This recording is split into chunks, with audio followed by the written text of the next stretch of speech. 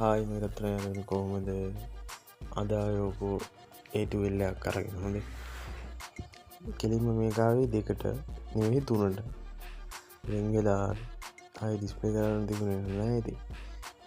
ඊට පස්සේ පැනල් එකක් ගලවගෙන බැටරි ගලවන්න දඟලුවා මාර හට්ටක් කෑවේ කොහොම හරි කලින් හදපු කෙනා බැටරි ඉතින් හොඳට අලවලා තිබුණා මගේ කරුමට ඒ වෙලාවට තිබුණේ නැහැ ලික්විඩ්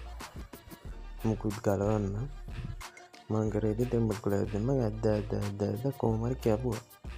කාපෙන් මම බැටරි ගලවගත්තා ගලවගෙන ඉතින්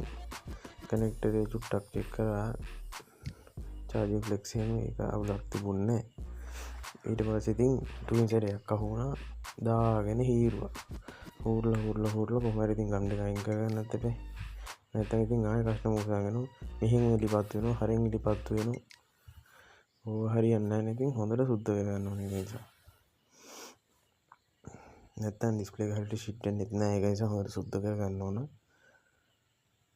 ඊට පස්සේ ඩිස්ප්ලේ එක තියලා දෙපාරක් තුන් පාරක් චෙක් කරන්න ඕන නැත්නම් ටච් වෙන්නේ නැති ප්‍රශ්න આવොත් පහු වෙනකොට ප්‍රශ්න වෙනවා ඒක මේ ප්‍රොසෙස් එකේ අනිවාර්යෙන් තුන් පාරක් හතර පාරක් ඩිස්ප්ලේ එක චෙක් කරන්න ඕන අලවන්න කලින්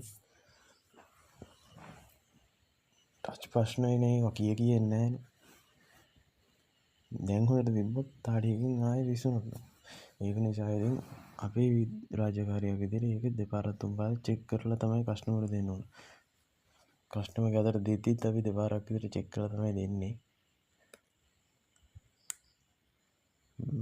මේ ෆෝන් එකේ ටච් එක හොඳට තිබුණා ඩිස්ප්ලේ එකේ අවුලක් තිබුණේ නැහැ ඉෂුව එකක් තිබුණේ නැහැ ඊට පස්සේ ඉතින් අලවගෙන ඉන්නත් තමයි දෙන්නේ ඊට පස්සේ ඉතින් ගන්දී රබර් පටියක් දාලා අල්ලගන්න තමයි ආයෙ ඉතින් ෆෝන් එක තියනවා සුවේටම බයි බයි ටටා